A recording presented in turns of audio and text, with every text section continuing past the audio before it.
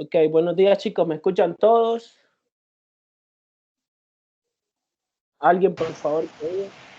Sí, licenciado. Sí, licenciado. Ok. Miren, como solo tenemos una hora, vamos a iniciar a las 8 en punto. Yo solo tengo 17 estudiantes, 18.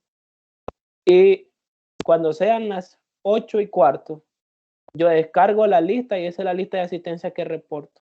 Porque todos ya están agregados en el canal, está en la plataforma y todo. Ok. ¿Aló? Edwards. Sí, licenciado. Sí, ya está bien, licenciado. Ok, voy a compartirles la pantalla. Ustedes ya saben mi nombre, ya saben cómo soy, ya me les presenté. Entonces voy a darle su clasecita a uno.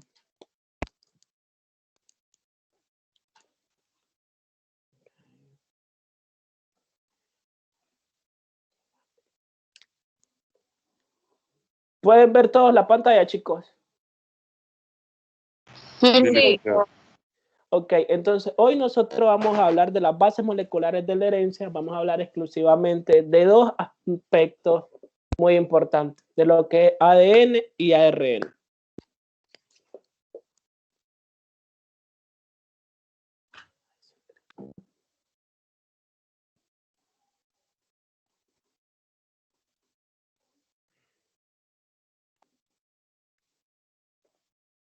¿Pueden ver la pantalla? Sí, licenciado. Sí.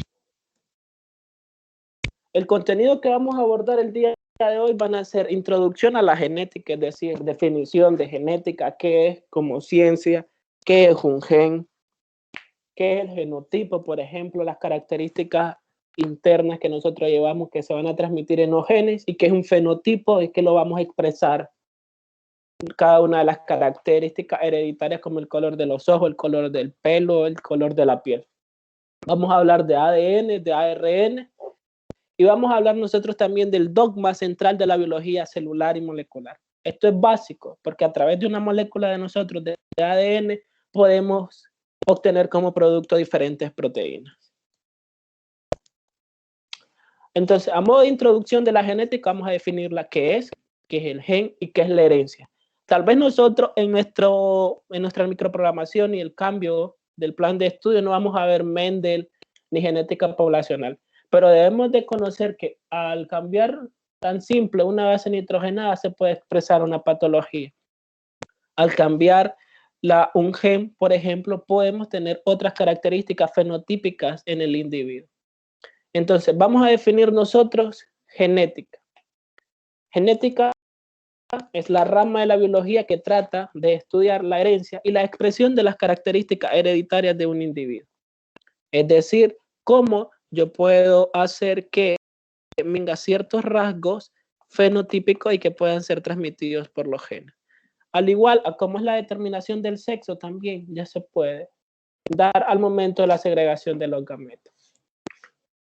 Entonces vamos a definir también qué es un gen, que no es más que la región del genoma que se transcribe en un ARN mensajero y es traducido en una proteína. Vamos a conocer también aquí cómo se realiza el proceso de replicación, cómo se realiza el proceso de transcripción y al final para obtener una proteína que es la traducción. Vamos a ver nosotros también el código genético, las características de cada uno de ellos, cuáles son los aminoácidos de stock, por ejemplo, para sintetizar una proteína, cuál es el aminoácido de inicio, dónde se empieza a dar la replicación, por ejemplo, y herencia, que es la transmisión de la información genética de una generación a otra. ¿Estamos claros ahí? Preguntas de lo básico. ¿Alguien tiene alguna pregunta? No, ahorita estamos bien. Ok. ¿Se observa el cursor y todo? No.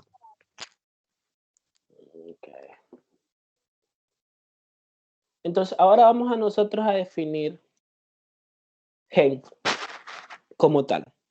Gen es la unidad física básica de la herencia. Sin genes no se puede transmitir nada.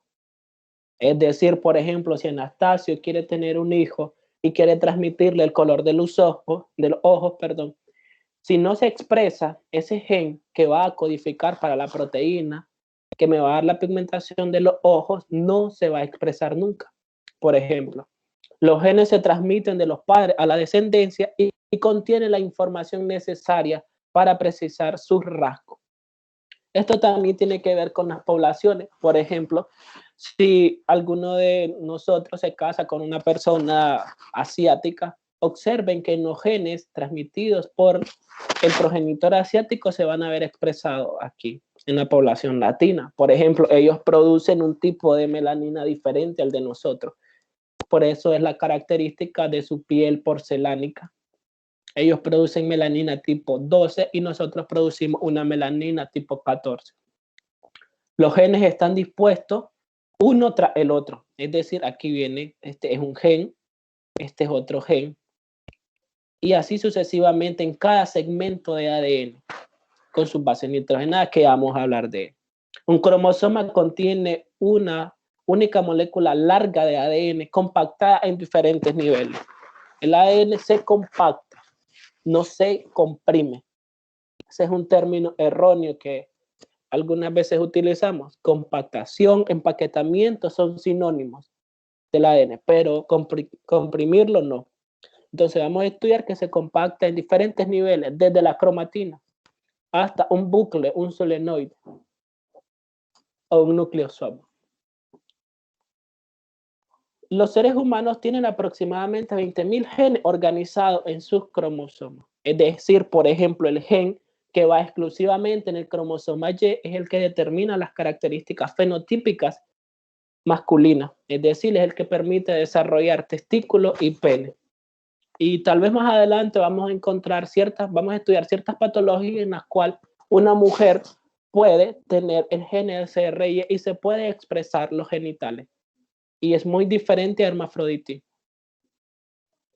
Entonces, la siguiente imagen muestra cómo se pueden dar los compactamientos. Miren, como les dije, un cromosoma tiene una única molécula de ADN, una molécula larga. Entonces, pero ¿cómo se va a empaquetar o el nivel de compactamiento? En estructuras llamadas cromatinas. Por eso es que los cromosomas tienen dos cromatías hermanas y la cromatina va a venir, se va a enrollar o se va a compactar en forma de collar de perlas, parecido con proteínas histonas. Las proteínas encargadas del compactamiento del material genético son las histonas. También hay diferentes otras proteínas, como proteínas no histonas, que van a coayudar al nivel de empaquetamiento. Okay. Por ejemplo, si se puede producir cierta alteración o cierta patología, nosotros tenemos que hacer una modificación de histona. Y es la modificación de histona lo que me permite derivar el proceso de metilación de ADN. ¿Alguien de ustedes ha hablado sobre metilación o ha escuchado hablar sobre metilación de la molécula de ADN? Edwards, Anastasio, Benito, Maura. He escuchado ese término metilación. Ok. Metilación es que por factores externos, tan simples y sencillos como el uso de desodorante, puede causar una modificación en la molécula de ADN. ¿Y dónde causa la modificación? En sus enlaces que van a formar. Los enlaces por puentes de hidrógeno, por ejemplo, son fáciles de romper.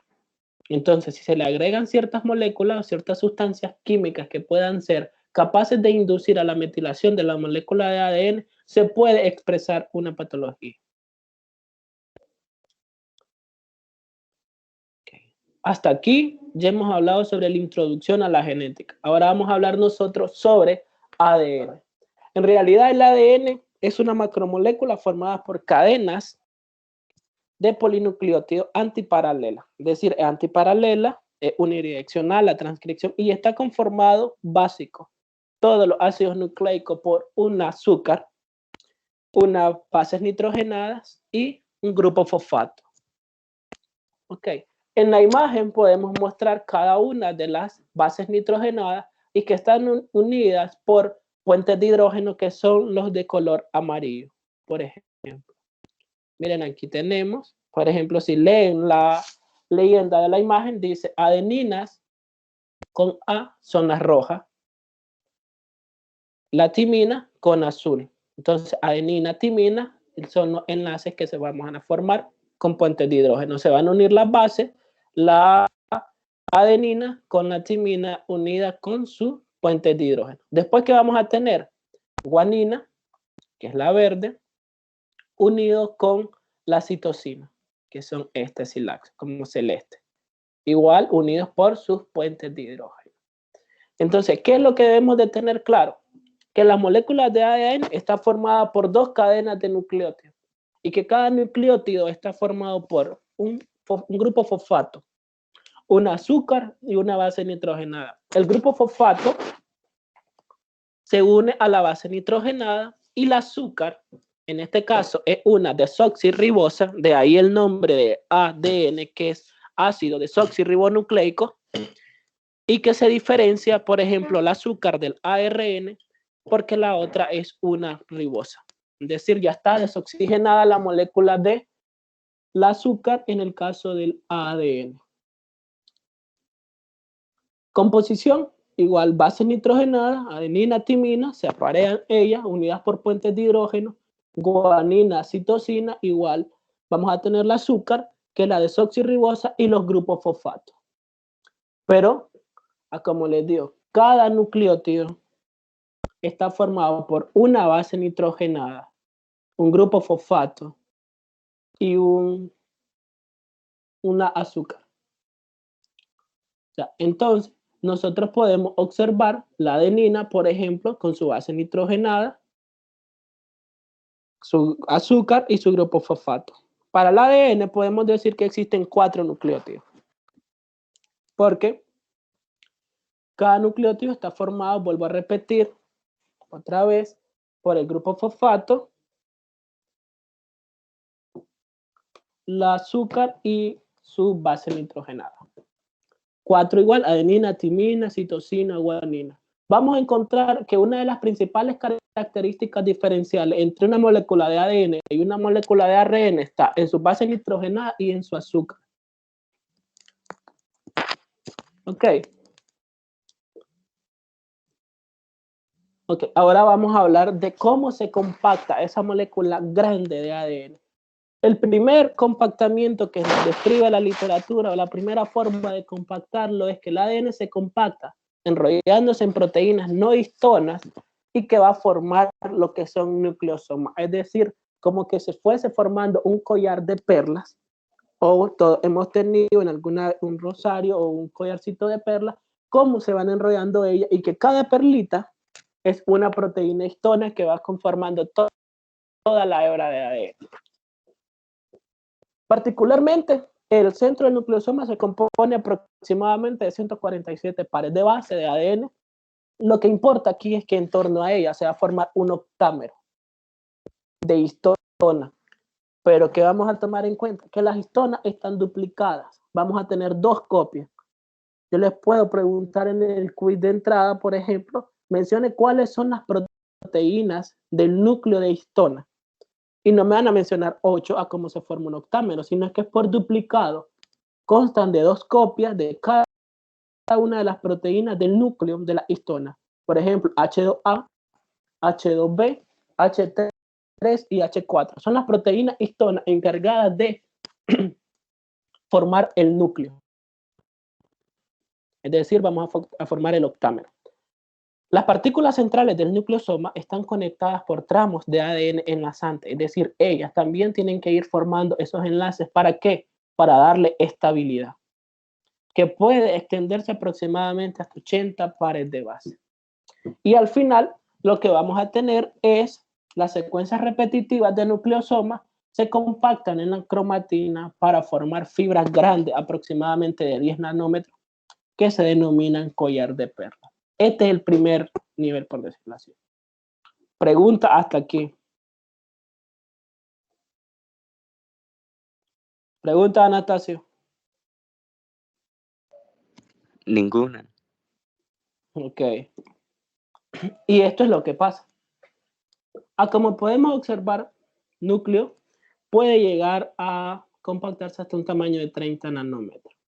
Todo el ADN, que son estas moléculas, viene y las proteínas histona va permitiendo el enrollamiento. Pero ojo, se da un enrollamiento, un compactamiento bien coherente, bien elocuente, bien simétrico, porque todo la histona viene cayendo una sobre otra. La primera histona en formarse es la histona H1. Y aquí es lo que yo les digo, se puede formar el núcleo de proteína histona, que va a ser todo. Y que tiene ya el núcleo aproximadamente un tamaño de 30 nanómetros.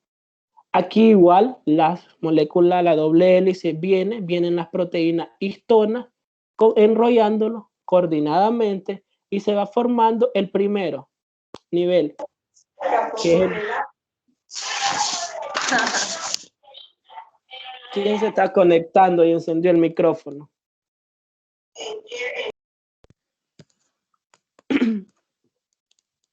Ok. Como les digo, lo que se va a formar es un solenoide de aproximadamente de 30 nanómetros, que era lo que yo les decía aquí. Nada más que esquematizado.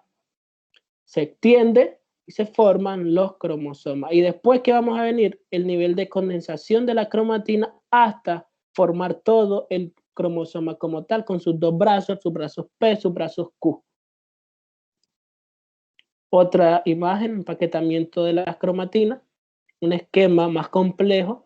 Entonces, si nosotros podemos observar cómo vienen las dobles moléculas, la doble cadena de ADN con sus bases nitrogenadas unidas por sus puentes de hidrógeno, van a formar la cromatina, el collar de perlas. Si ustedes observan aquí, el tamaño de la molécula es de 2 nanómetros. Después, con las proteínas histonas, llega a formar un tamaño de 11 nanómetros y así sucesivamente. Después, ya esa fibra, que es la condensación de la cromatina, puede llegar a tener un tamaño de 30 nanómetros hasta llegar y formar todo el brazo del cromosoma. Por ejemplo, que va a tener 1400 nanómetros y así sucesivamente. ¿Qué pasa?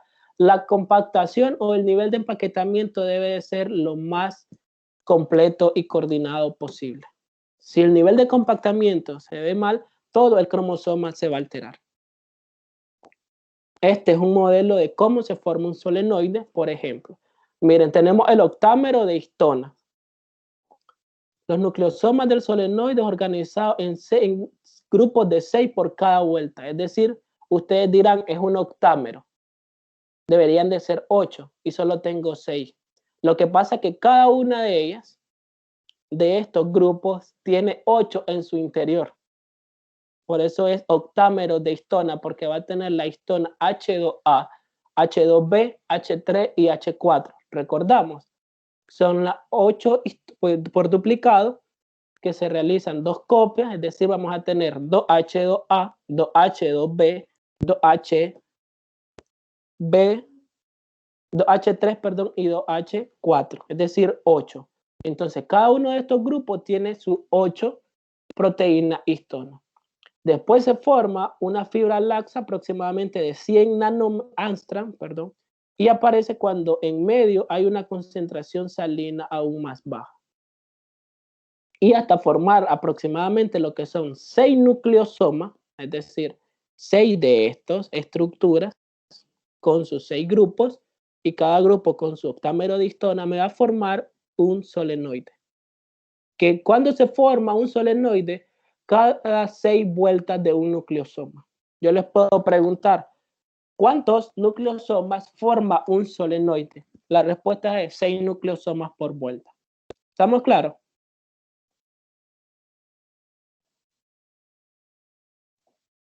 Preguntas, hablen, si no siento que estoy hablando solo.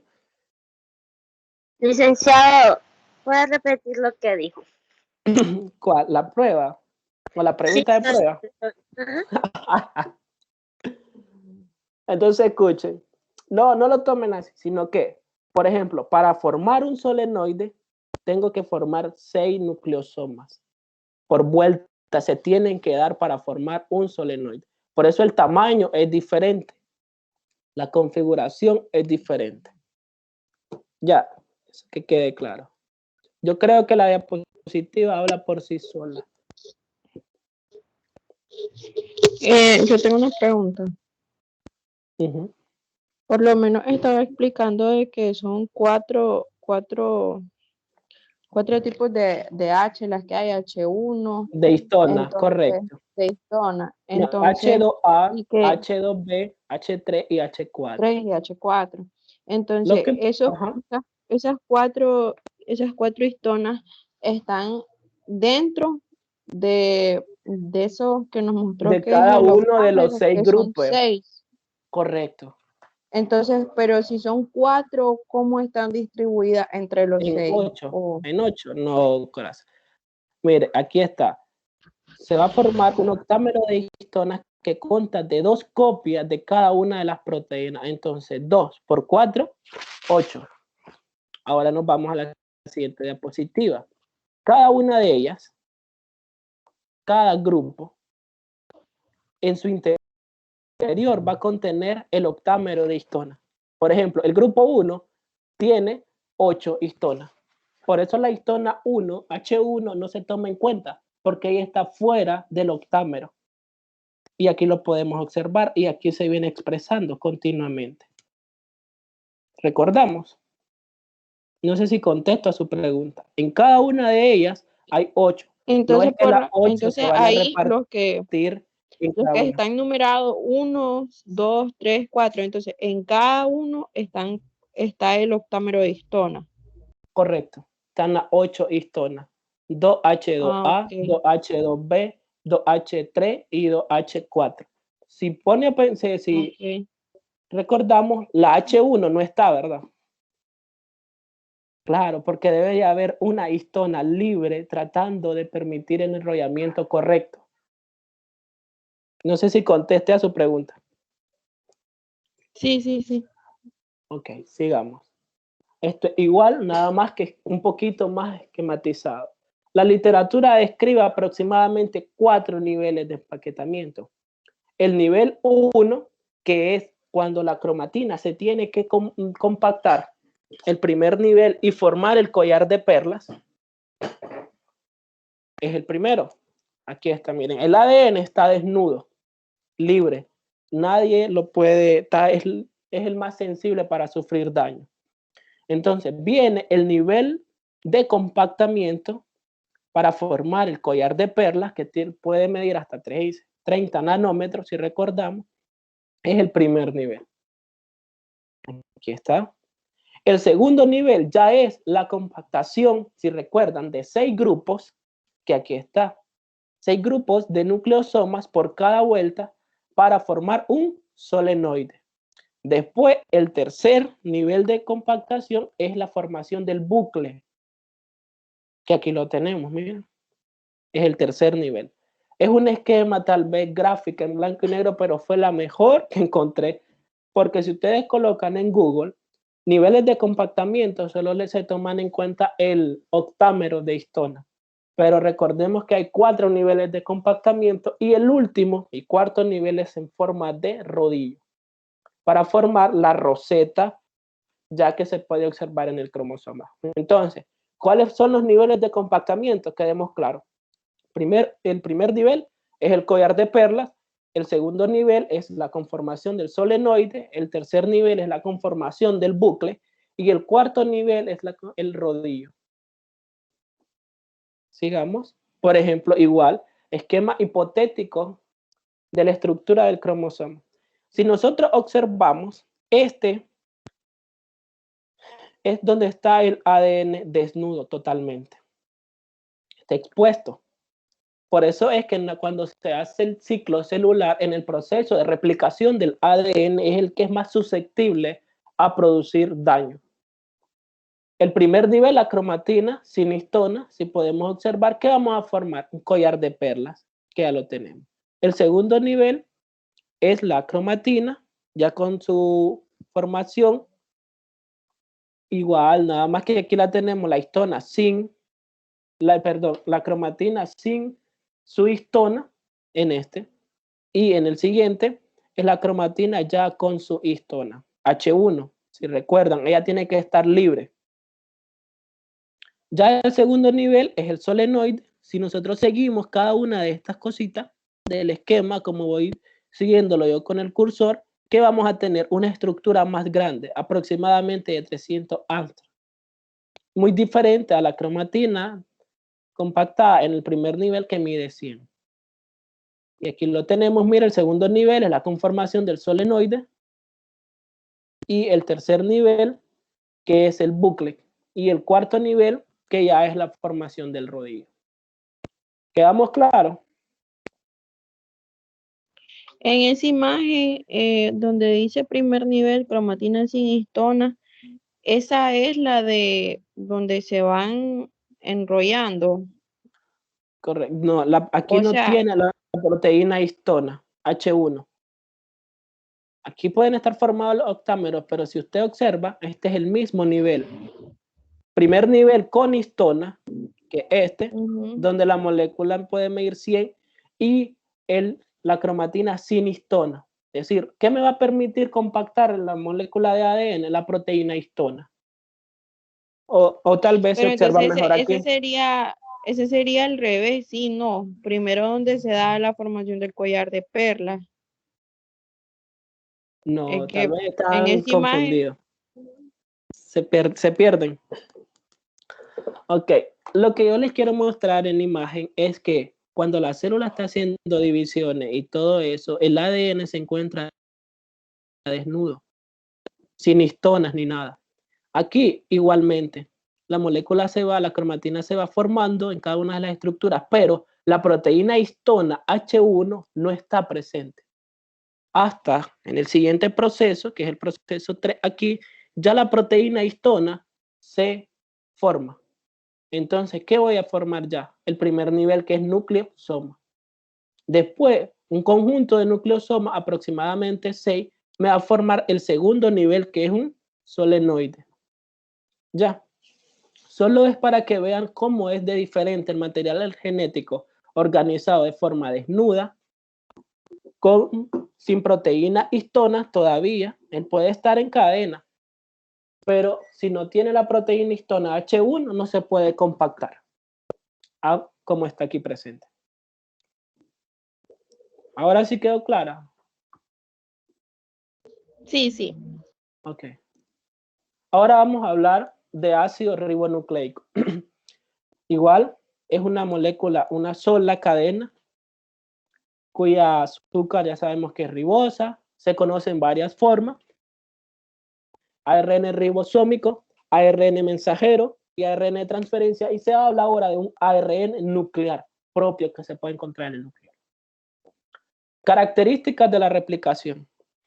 La principal función de este ARN es que es muy importante para el proceso de transcripción, porque el dogma de la biología molecular es que la molécula de ADN se replica.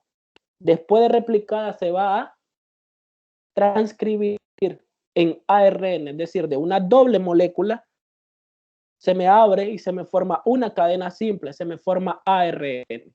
Igual con sus bases nitrogenadas, que ya sabemos que la base nitrogenada que va a cambiar aquí es uracilo.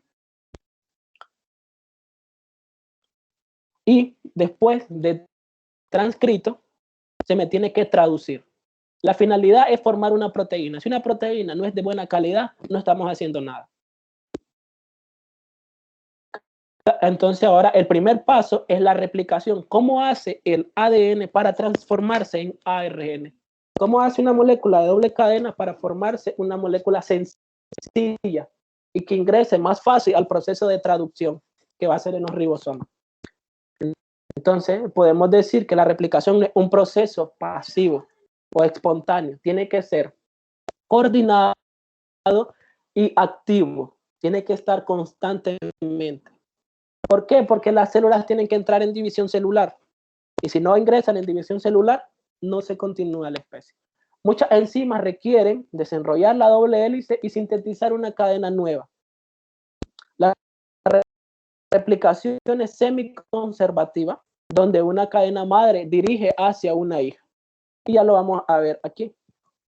El ejemplo más sencillo que puedo encontrar para explicarlo completo.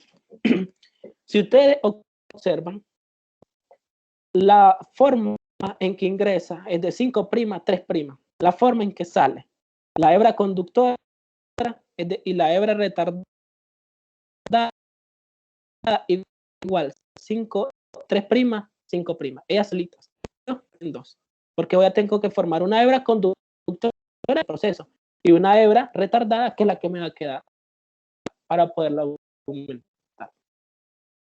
Entonces, el primer paso es encargada de romper la doble cadena de ADN. Sencillo, la proteína helicasa. La proteína helicasa es la encargada de romper. Entonces, el primer paso que debes saber es que el ADN polía que activa tiene una actividad como primasa. ¿Y qué va a pasar? Se tiene que sintetizar un cebador. Todo lo que pasa aquí en una célula in vivo, ustedes lo pueden hacer en el laboratorio in vitro cuando hacen PCR. Reacción de la cadena polimerasa en tiempo real. Entonces, el otro paso es que la proteína RF se une a la proteína PCNA al final del cebador, que aquí, si ustedes observan, se va a formar una ADN, la enzima ADN poliA para formarla de nuevo.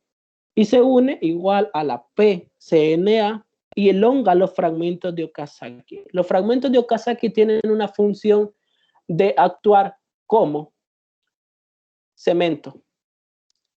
Ya van pegando cada uno de los nucleótidos que yo tengo que formar. Igual cuando usted hace un PCR, funciona de la misma manera. Actúo, parto la doble cadena, agrego los nucleótidos, agrego el cebador, igual, uno la cadena y nada más que voy jugando con los tiempos, con las temperaturas en el termorreciclador. Entonces, después, el quinto paso, la R-NASA H1 nucleasa, que la tenemos aquí presente, si ustedes la pueden observar, elimina todos los ribonucleótidos, menos uno. Ya, entonces, lo que ya no se pudo pegar, o los fragmentos de Okazaki ya no lo pudieron hacer el empalme, ¿qué va a pasar? Se tiene que eliminar. Y la proteína R-NASA H1, perdón, es la encargada de este proceso. La FEN1 y la RTH1, que son exonucleasas, elimina el último ribonucleótido. ¿Por qué? Porque en este caso se tiene que dar algo que se conoce como la caja promotora, que lo vamos a ver más adelante. La ADN poli rellena los huecos que quedaron. Si quedan huecos, es decir, en el proceso de replicación. Después la ADN ligasa, todos los fragmentos de Okazaki que se van a estar aquí, ella es capaz de venirlos pegando a la cadena. Igual pasa tanto en la hebra conductora, que va a seguir, como en la hebra retardada. Y toda esta tabla, que se ve algo fea, pero son la ADN polimerasa encargada en la replicación. Ojo, pestaña y ceja. Yo puedo preguntar esto. Por ejemplo, ¿cuál es la función de la ADN polimerasa alfa, por ejemplo? Está involucrada en la iniciación de la replicación. O puedo preguntar, ¿cuál es la ADN polimerasa que inicia el proceso de replicación? ADN polimerasa alfa, por ejemplo. La beta participa en los procesos de reparación del ADN. Es decir, ella no participa exclusivamente en la replicación del ADN, sino en que si un fragmento de esto, por ejemplo, hubo daño, entonces la ADN polimerasa beta es encargada de reparar el proceso. ¿Estamos claros?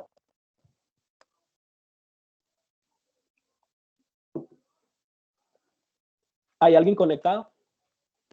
Sí, licenciado. Sí, licenciado. Okay. Ahorita lo replicamos. ¿Qué va a pasar?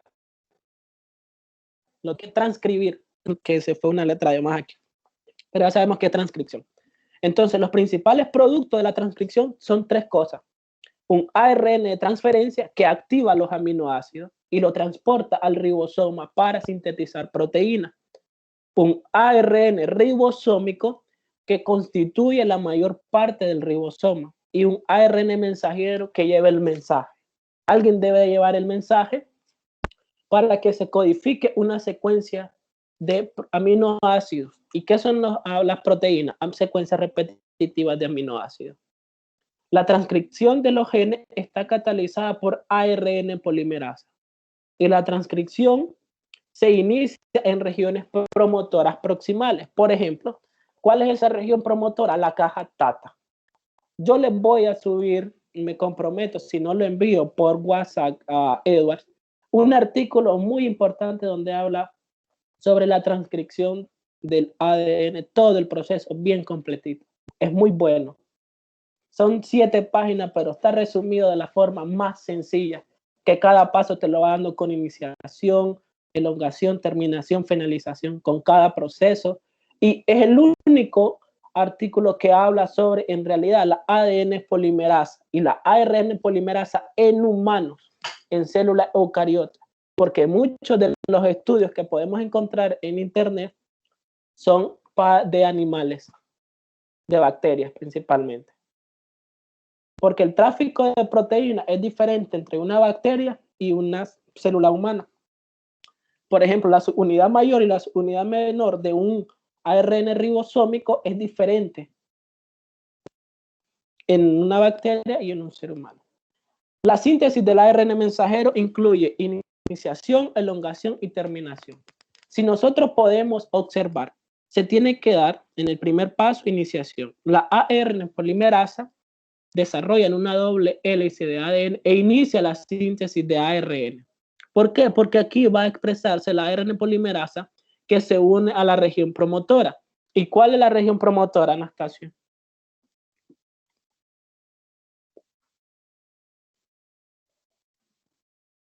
Anastasio. Diga. ¿Cuál es la región promotora?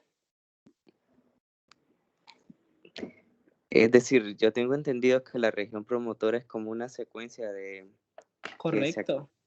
Es donde inicia el proceso. La caja TATA, correcto. Eso es, aquí se expresa caja TATA. ¿Y por qué es caja TATA? Porque es timina, adenina, TATA. Así como se escribe, TATA, porque es timina, adenina, timina, adenina. Y esa es la región que reconoce la ARN polimerasa que va a permitir el proceso. Y si lo permite, lo continúa. Entonces, aquí inicio, no es a la bulla, como les dije, es coordinado y es activo. ¿Por qué? Porque al final de todo este proceso debe de haber algo que detenga el dogma. ¿Y dónde lo va a detener? En la traducción con los aminoácidos de stock, los tripletes de stock, perdón. Ya.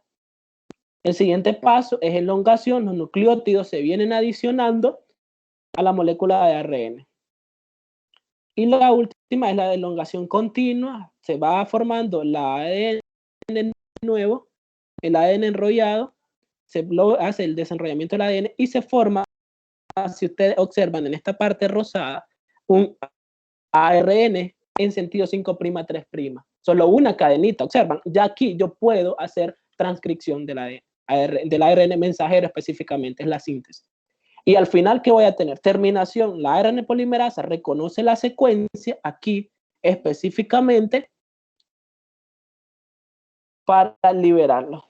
¿Y ahora qué voy a tener? Todo ese proceso que actuaron. Si ustedes observan aquí, te los compara. Si existen 3 ARN polimerasa, 1, 2, 3. La ARN polimerasa 1, por ejemplo, ¿dónde está localizada? En el nucleolo. ¿Cuántas copias puede hacer por célula? 40.000. La ARN polimerasa 2 en el nucleoplasma, ya es propia del núcleo. ¿Y cuántas copias puede hacer? 40.000. Igual que la ARN polimerasa 3, nucleoplasma, puede hacer 20.000 copias. La ARN polimerasa mitocondrial, este es otro rollo, cuando se estudia patologías asociadas solo a la mitocondria. ¿Por qué? Porque la mitocondria tiene su ADN propio, nada más que es circular y tiene 16.569 pares de base organizados en 37 genes. Igual va a transcribir para ARN mensajero, ARN de transferencia y ARN ribosomal. Aquí nosotros lo podemos observar cómo se está dando el proceso esquemáticamente. Aquí está pasando, si ustedes observan, se para, la cadena de ADN tiene su triplete y se va a formar el codón. Aquí igual saco todo el segmento que yo quiero transcribir. Se forma el ARN mensajero. El ARN mensajero sale del núcleo hacia el citoplasma. ¿Y dónde va a llegar el ARN mensajero? Al ribosoma, para hacer la síntesis de aminoácidos. ¿Y qué pasa si este ARN está listo? No, cuando sale. Se tiene que dar un proceso que se llama maduración del ARN mensajero. ¿Por qué? Porque al final yo solo quiero exones, que es la parte funcional. Y lo que me tira el núcleo es un conjunto de insones y extrones.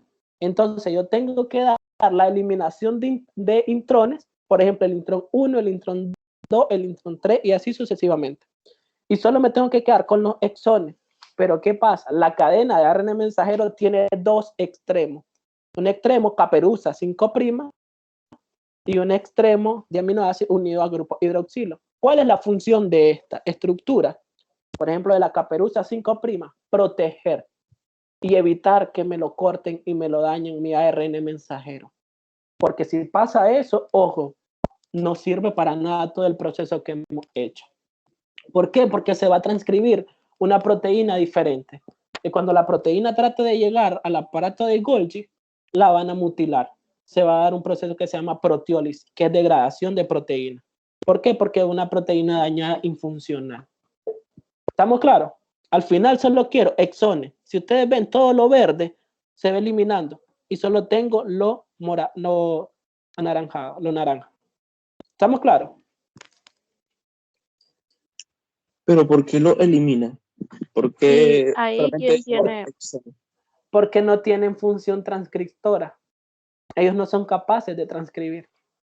¿Y para y qué ahí quiero quien algo? tiene la función de eliminar Los los intrones. Los exones, igual por proteína ARN polimerasa, por ejemplo, unas que se pueden unir al extremo caperuza, que al final ella permite que se vayan los exones y los intrones, los intrones que se vayan y los exones se quedan, porque es la parte funcional. El proceso de transcripciones tiene que ser perfecto. ¿Y qué pasa? Tenemos otro ARN, ¿verdad? Un ARN de transferencia. Entonces, el ARN de transferencia es una hoja de trébol. Así lo describen. Tiene un extremo 5' y un extremo 3'. Pero la forma característica de ella es un trébol. Pero ¿qué va a pasar? Se tiene que formar un codón y un anticodón, que es esta parte de aquí. Miren. Si ustedes ven el anticodón, tiene que irse madurando para quedar en el extremo más caudal. Y el anticodón en el extremo más craneal, esta parte de aquí. Pero ¿qué pasa? Actúan proteínas, sí.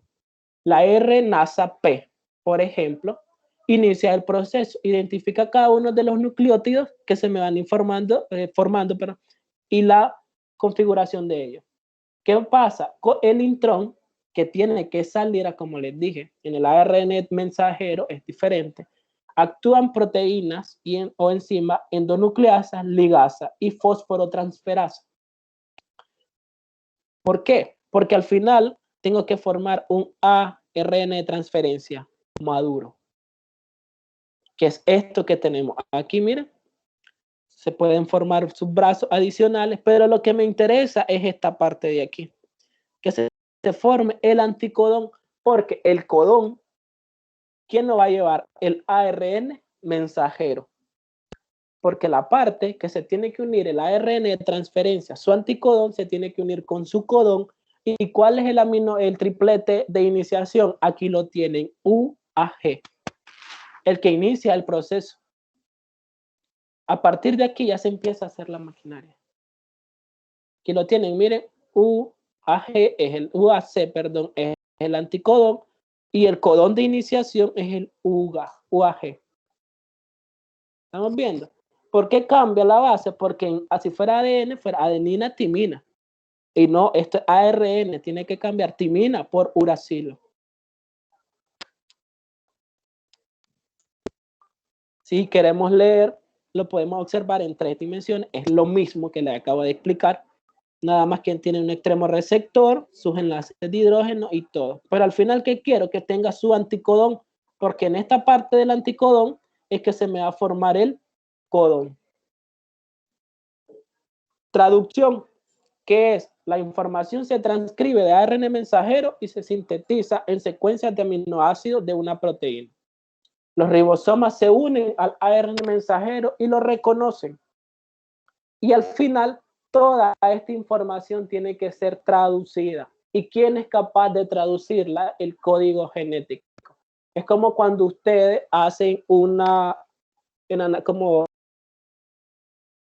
van a hacer un análisis instrumental, por ejemplo, espectrofotometría. Ustedes hacen el procedimiento. ¿Y quién les traduce el valor real?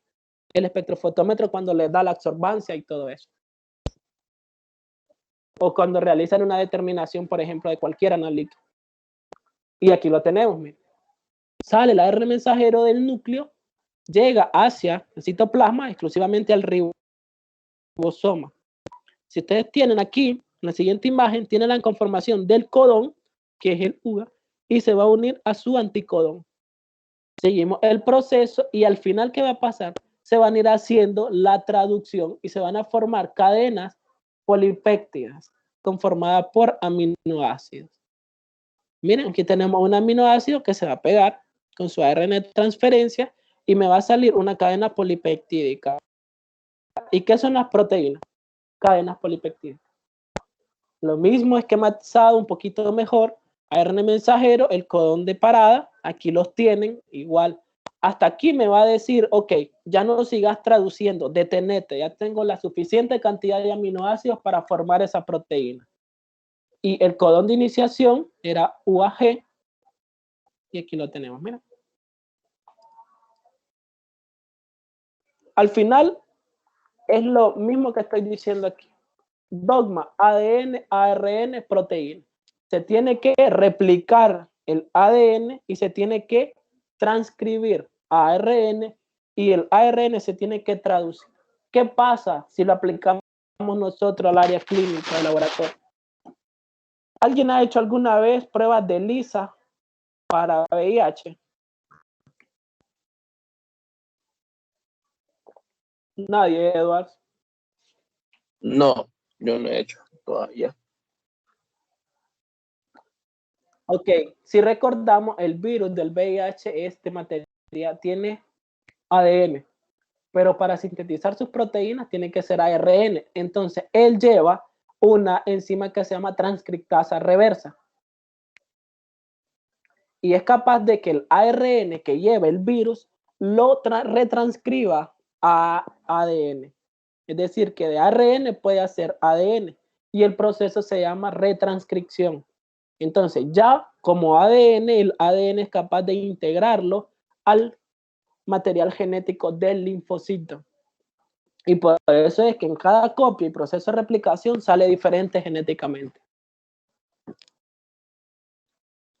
Y aquí está lo mismo que les estoy explicando. ADN hace replicación, se transcribe a ARN y se traduce a proteína. Pero ¿qué pasa? Se puede hacer una transcripción reversa, que también se llama retranscripción, que a partir de una molécula sencilla de ARN se puede formar ADN. Ejemplo de ellos, el virus del VIH. Hasta aquí ya hemos hecho dogma. Si nosotros vemos, debe de haber algo como un libro que sea capaz de traducirme lo que yo estoy haciendo.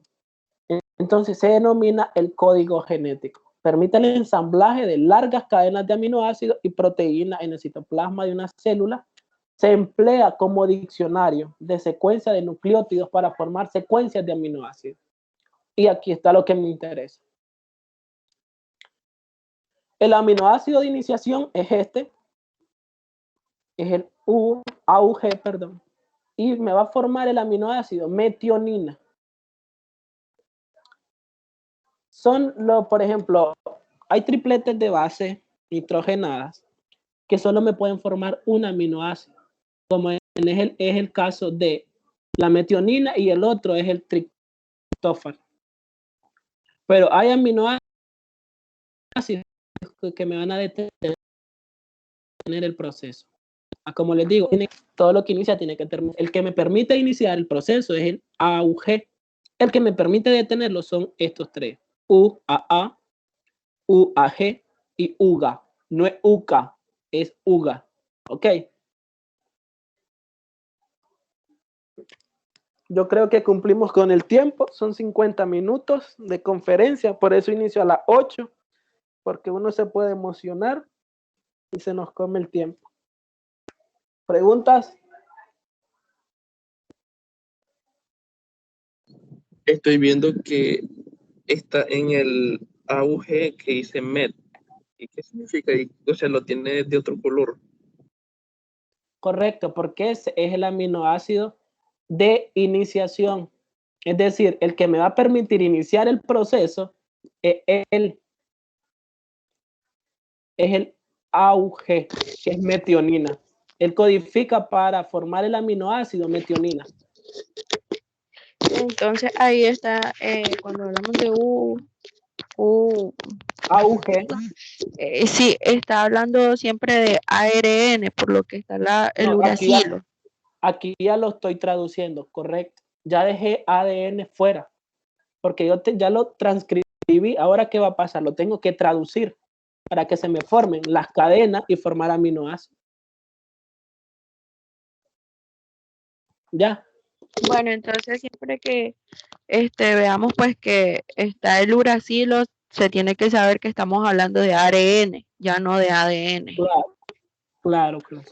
Okay. Porque es que el código genético es la regla. Es como una tabla periódica. Nada que esté ahí se puede alterar.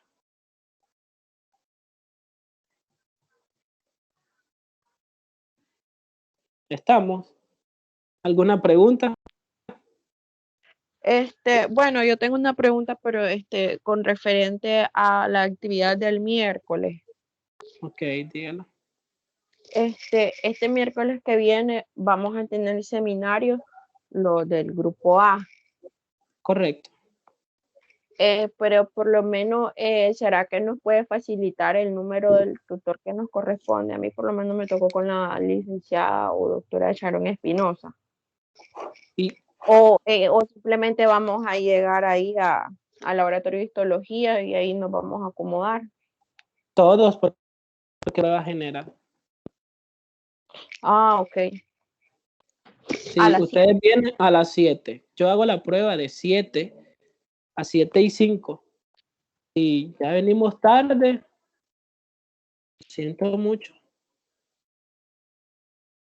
La guía del seminario la vamos a responder para autoestudio, no hay que entregar nada en limpio. No. Okidoki. Solamente era eso. Ok. Nada más, chicos.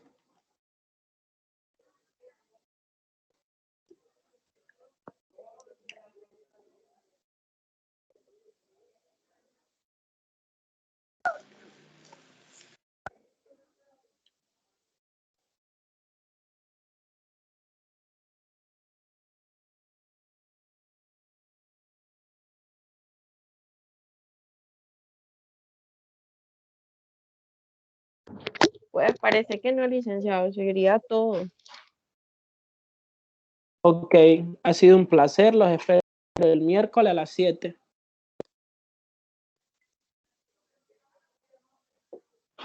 Pasen buen día. Estudien, por favor. Gracias, licenciado. Buen día. Igual, buen día.